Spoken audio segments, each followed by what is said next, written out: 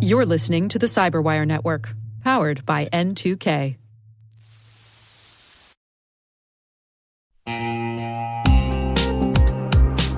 Meet Mimecast. They're in the business of taking companies at risk of cyber attack and putting them at ease. Picture this. It's Monday morning. You're cruising through hundreds of unread emails. Your impulse to promptly click, download, or respond could be a prompt to launch a cyber attack. An email address is a direct digital path to the mind, the machine, and the data of every person in your organization. It needs better security. I know what you're thinking. I'm all set. I have Microsoft 365 protection, Dave. It might not be enough. That's where Mimecast comes in. They've developed a system that fortifies your email security and reduces costs, risks, and complexities, enabling you and your business to work protected. So before you click your next email, visit Mimecast.com to start your free 30-day trial.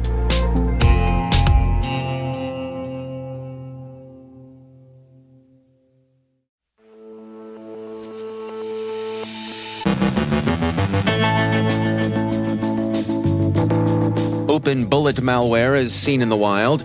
Threat actors exploit a Salesforce vulnerability for phishing. BlueCharlie, that's Russia's FSB, shakes up its infrastructure. Midnight Blizzard, that's Russia's SVR, uses targeted social engineering. How no-name 05716 moved on to Spanish targets. Robert M. Lee from Dragos shares his reaction to the White House's national cybersecurity strategy. Our guest, Raj Ananthanpillai of Trua, warns against oversharing with ChatGPT. And NSA releases guidance on hardening Cisco next-generation firewalls.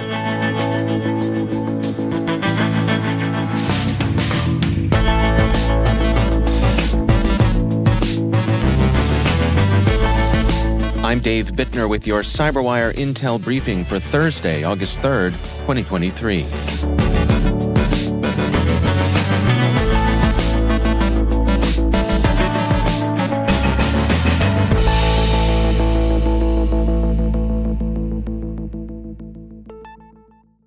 Kasada is tracking a malware campaign targeting users of the often abused open-source penetration testing tool OpenBullet. Threat actors are spreading malicious versions of the tool containing malware designed to steal cryptocurrency. It's a novel infection vector, Kasada says, but it's well adapted to stealing from gangs who use cryptocurrency for their transactions. Guardio discovered a zero-day vulnerability affecting Salesforce's email services and SMTP servers. Attackers exploited the vulnerability to launch phishing campaigns targeting Facebook accounts. Guardio states, "Our research team has uncovered an actively exploited vulnerability enabling threat actors to craft targeted phishing emails under the Salesforce domain and infrastructure. Those phishing campaigns cleverly evade conventional detection methods by chaining the Salesforce vulnerability and legacy quirks in Facebook's web games platform." Salesforce issued a patch for the flaw on July 28th. The company said in a statement, "We value the contributions of the security research community to help enhance our security efforts, and we are grateful to Guardio Labs for their responsible disclosure of this issue. Our team has resolved the issue, and at this time there is no evidence of impact to customer data. We continually encourage researchers to share their findings with our team at security@salesforce.com. Industry research has been exposing Russian cyber operations, and the increased light this has shed on their activities has led Russia's FSB to add a number of domains to its attack infrastructure, the better to escape unwanted scrutiny. Recorded Future reports that the FSB activity it tracks as BlueCharlie, which Microsoft calls Star Blizzard, formerly Seaborgium, has registered 94 new domains for its infrastructure. That infrastructure supports credential harvesting, intelligence collection, and hack and leak operations. The FSB's targets are Ukraine and members of the NATO alliance. The hack and leak operations follow an FSB tradition of going beyond simple collection and analysis to conduct activities online that create and develop narratives that support Russian disinformation. Microsoft reported late yesterday that Russian threat group Midnight Blizzard, which Redmond formerly tracked as Nobelium, and which U.S. and British intelligence services identify as an operation of Russia's SVR, is currently engaged in highly targeted social engineering attacks against a range of Western targets. The goal of the operation, as is almost invariably the case with SVR work, is espionage. The present campaign is credential phishing, and it uses security-themed subdomains as phishbait. The attack is staged from previously compromised Microsoft 365 tenants owned by small businesses, and it's designed to capture authentication tokens that can be used in further attacks. The attack typically proceeds in 3 stages. The first step is a request to chat in Microsoft Teams. That request often impersonates a technical support or security team member. The next step requests action on the target's authentication app, direction to enter a code into their Microsoft Authenticator app. The third step is successful multi-factor authentication. Microsoft explains, if the targeted user accepts the message request and enters the code into the Microsoft Authenticator app, the threat actor is granted a token to authenticate as the targeted user. The actor gains access to the user's Microsoft 365 account, having completed the authentication flow. From this point, Midnight Blizzard enters its post-compromise phase, which involves information theft and, in some instances, the addition of a managed device to the organization's network. The SVR is casting a wide net. Its targets are found in the government, non-governmental organizations, IT services, technology, discrete manufacturing, and media sectors. Radware reports that the Russian hacktivist auxiliary, much of whose activity has been directed against Ukraine and its Eastern European sympathizers like Poland and Lithuania, claims to have conducted DDoS attacks against Spain. The attacks began on July 19th and continued through the 30th. Radware reports that the attacks were timed to coincide with Spain's elections and that their targets included 2 organizations involved with administering the elections. Most of the effects, however, were felt by the travel and financial services sectors, with telecommunications and news organizations also affected. Radware puts the total number of victims at around 50. At the outset of the campaign, No-Name 05716 published communiques in its Telegram channel criticizing Spain for waging a proxy war against Russia and promising to make Spain feel the cost of its support for Ukraine. No-Name runs what Radware characterizes as a crowdsourced botnet, Project DDoSia, to whose members it provides client software that contributes to the attack traffic. Radware explains, this is very aligned with IoT DDoS botnets. The difference, instead of being installed on compromised IoT devices, it is installed on home PCs, mobile phones, and cloud servers by volunteers. No-Name also offers payments to members who make the most attacks. One of the unusual features of a No-Name campaign is its reconnaissance. The group's admins investigate the target website and identify the most resource-intensive parts of the site, thereby enabling their volunteers to more effectively choke the site with traffic. The Russian hacktivist auxiliary yesterday also claimed to have interrupted an Italian bank's website. MarketWatch reports that No-Name 05716 said it conducted successful DDoS attacks against sites belonging to 7 banks. Italy's National Cybersecurity Agency said the banks reacted well and reported neither material damage nor compromise of customer data. And finally, the NSA has issued guidance on how to harden Cisco next-generation firewalls. NGFWs offer substantial security capabilities, but they require proper implementation. NSA says Cisco FTD systems are NGFWs that combine application and network layer security features. In addition to traditional features, these NGFWs provide application visibility and controls, URL filtering, user identity and authentication, malware protection, and intrusion prevention. The agency's Cisco Firepower Hardening Guide offers detailed advice on how to configure the NGFWs, to defend networks against sophisticated and persistent threats.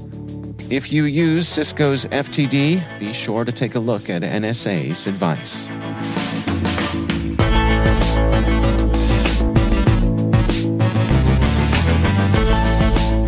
Coming up after the break, Robert M. Lee from Dragos shares his reaction to the White House's national cybersecurity strategy. Our guest is Raj Ananthanpillai of Trua, who warns against oversharing with ChatGPT. Stay with us.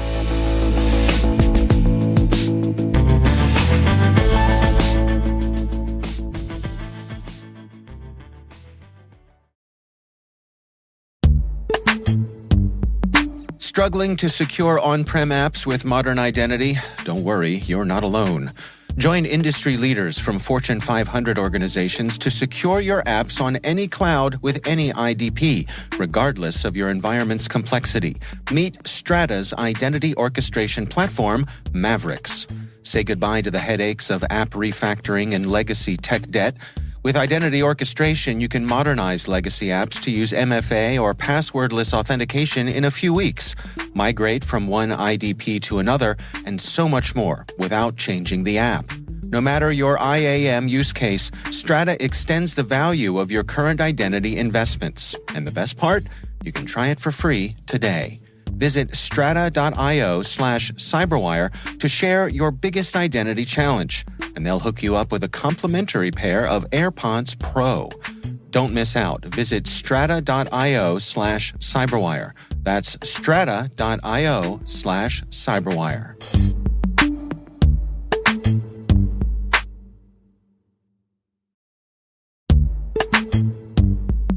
And now, a word from our sponsor, Halcyon. Ransomware is still one of the largest threats facing businesses in 2023. The Halcyon platform was built to stop it through a multi-layered protection approach featuring full encryption key capture, automated decryption, and the ability to prevent other security tools on the endpoint from being unhooked. Learn more about how they're leveraging capsule network-based machine learning to reduce ransomware recovery times down to minutes by visiting halcyon.ai.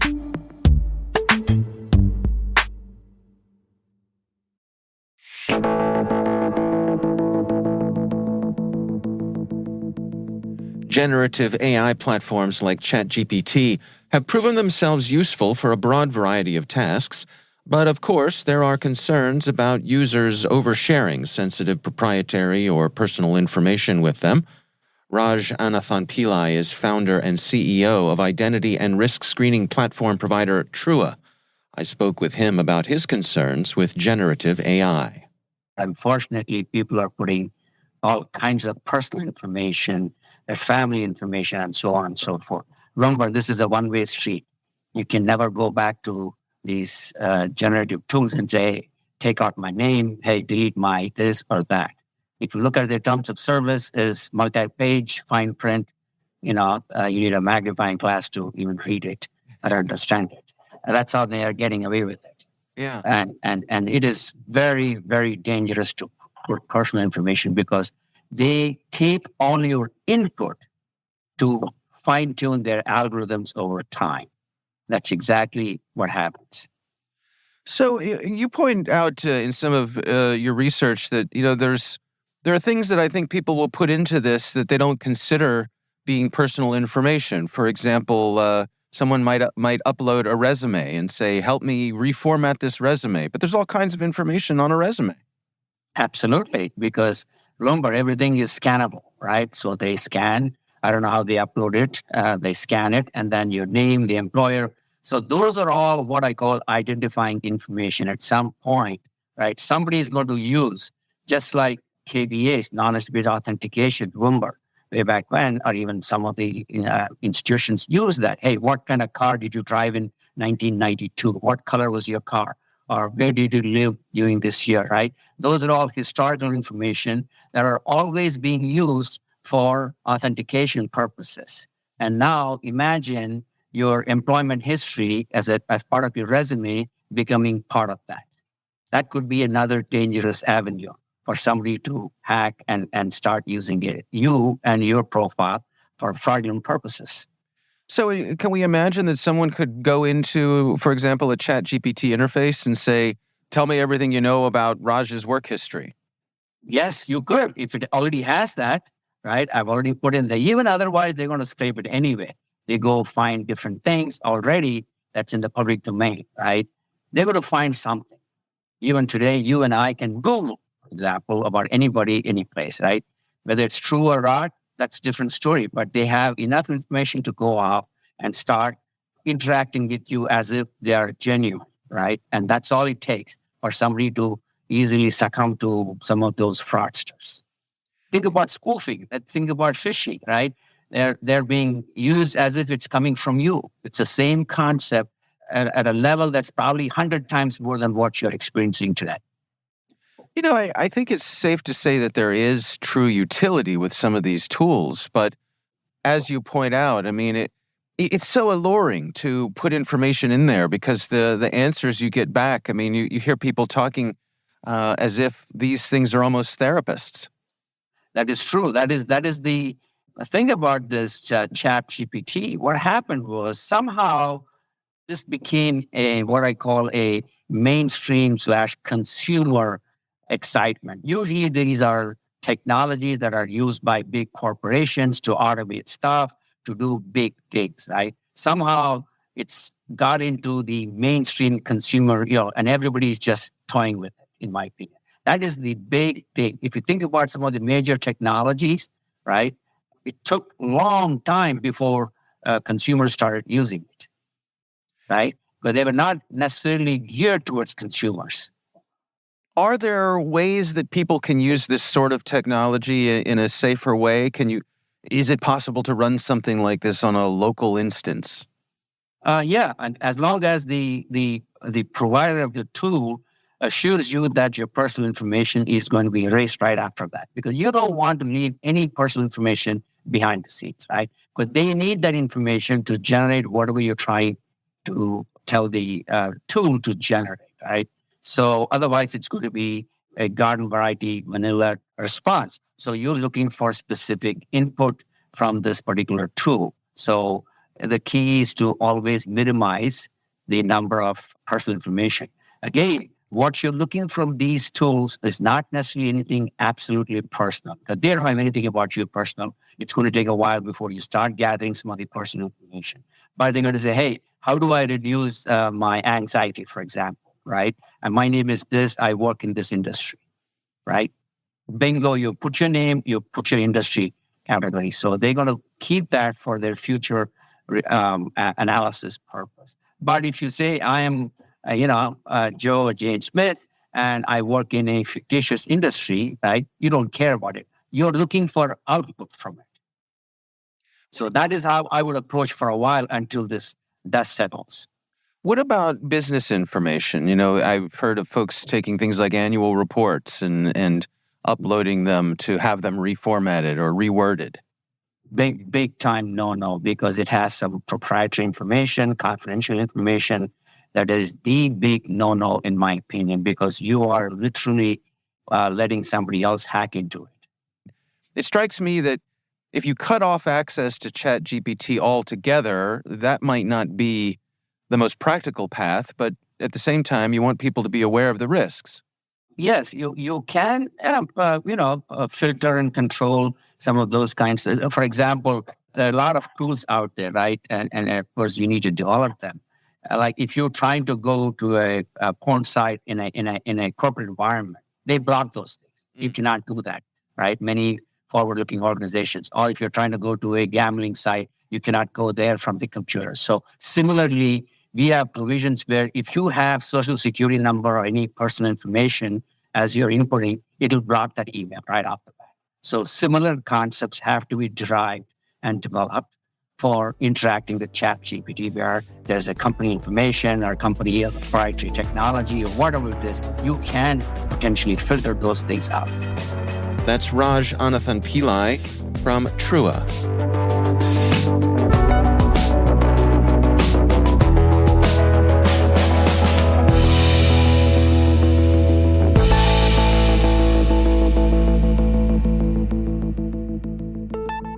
And joining me once again is Robert M. Lee. He is the CEO at Dragos.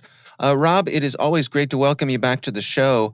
The White House has been busy releasing a number of policy statements and strategies and so forth.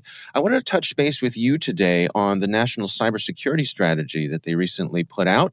What's your reaction to this? First of all, I'm always excited that the White House and various policymakers are putting cybersecurity in the forefront and talking about it in a very positive way and having a lot of the good conversations, right? We've even seen out of this administration, these group of policymakers, a differentiation between operations technology and IT, right? So there's just really good nuance and similar. When it comes to the strategy, I think it's a lot of the things that we've all been talking about, which is good, like they're capturing those. But as with most things, it's really going to be left up to the details of how this gets implemented. And from my understanding of previous versions of the strategy, it sounds like the final draft was pretty neutered in comparison to what it started out as. And so I think on one hand, great job having a strategy, putting it out there, capturing feedback from the community, and again, just making sure that cybersecurity is a top discussion.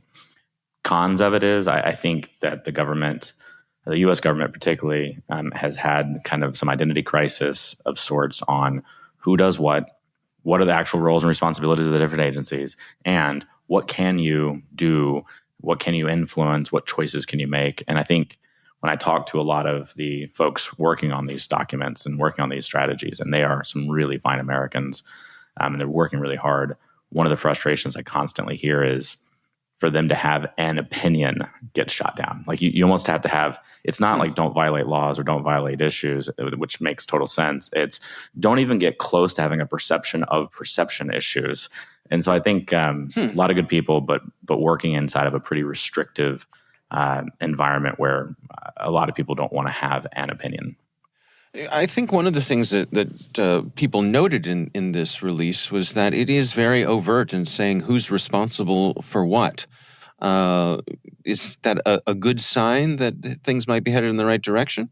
It's a good sign, but this was the time to actually clarify with the so what. This was the time to actually say what are our expectations. I wrote an op-ed and cybersecurity about this, basically just stating like the government has a very important role and responsibility to play, but so does the private sector.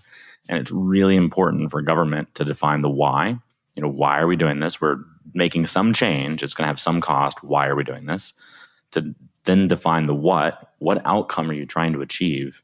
And leave the how to the asset owners and operators in the private sector and similar. Like don't try to tell a pipeline operator how to run a pipeline. Leave that to the pipeline operator, but set the why and the what so we all know and we're all moving the same direction. And I think they've been really good on the why. And I think the document represents that of like being overt and similar. I'm not so sure that I see the what as much in terms of like what exact outcome are you wanting? Well, let's have secure by design. Well, what does that mean to you?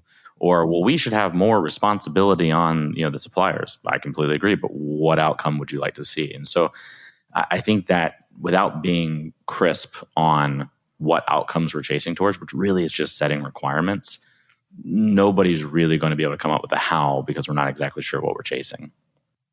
What do you expect in terms of next steps from the government here? They'll have to, for this to be useful, which it can be. I'm not saying this is like some bad document. I think a lot of times also when I talk to policymakers and similar, like any critique is like, oh my God, you're bashing this. No, I'm not. I think there's a lot of amazing work here and there's a lot of good people working on it. But these are very serious topics. This is national security and yeah, it matters. So what is the problem here?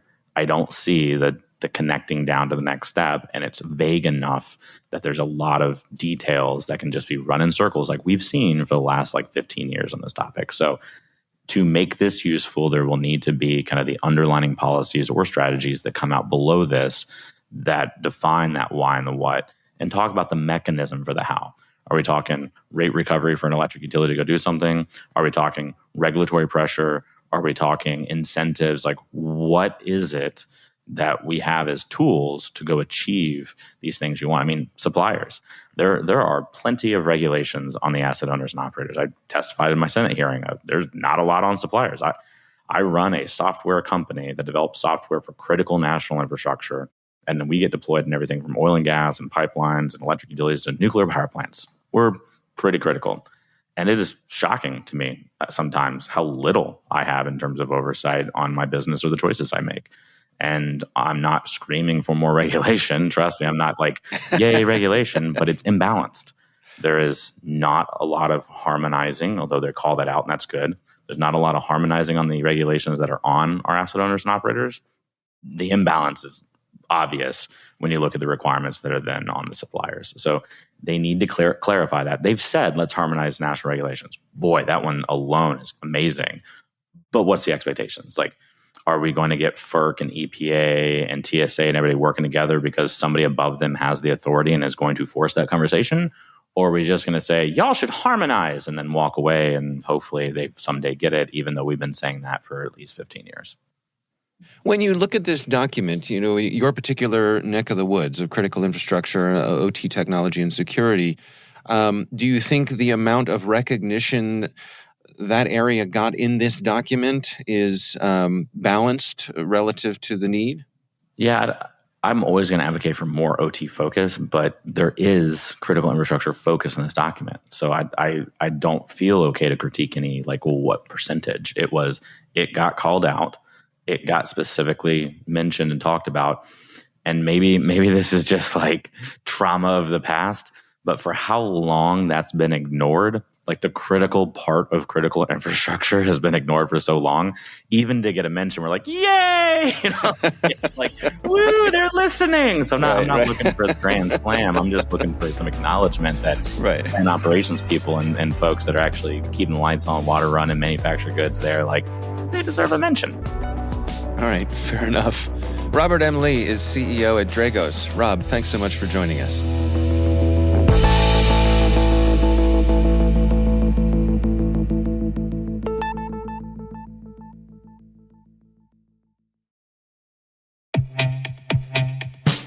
Tired of cybersecurity mega conferences? MWise is different. With a focused agenda and targeted problem solving, MWise is where security's best go to get better. From September 18th through the 20th in Washington, D.C., you'll join a special community of security's sharpest minds, hear perspectives you might not get anywhere else, and reach a new level of mastery that'll prepare you for what's next. Register early and save at mwise.mandiant.com/conf23. That's mwise.mandiant.com/CONF23.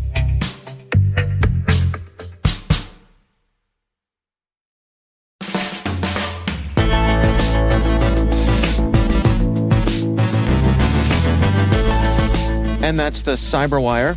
For links to all of today's stories, check out our daily briefing at thecyberwire.com. We'd love to know what you think of this podcast. You can email us at cyberwire@n2k.com.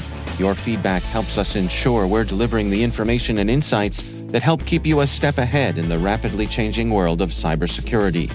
We're privileged that N2K and podcasts like the CyberWire are part of the daily intelligence routine of many of the most influential leaders and operators in the public and private sector, as well as the critical security teams supporting the Fortune 500 and many of the world's preeminent intelligence and law enforcement agencies.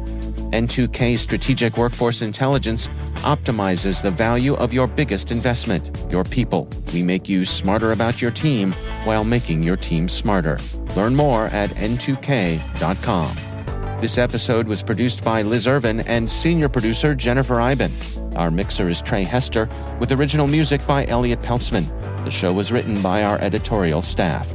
Our executive editor is Peter Kilpie, and I'm Dave Bittner. Thanks for listening. We'll see you back here tomorrow.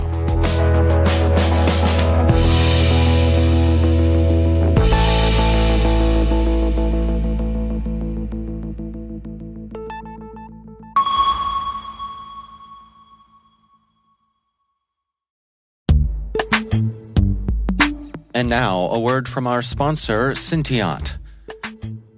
As an 8A Hub Zone minority and woman-owned small business company, Syntiant specializes not only in software engineering, but in artificial intelligence and cybersecurity as well. Syntiant's customers, and they retain those customers, include the U.S. Department of Defense, the intelligence community, and the Departments of State and Justice. Their mission is to protect the systems that protect the people who protect us. If you're looking for a partner in accomplishing your mission, check out Cintiot.com. That's CINTEOT.com. Your partners in everything data and cybersecurity.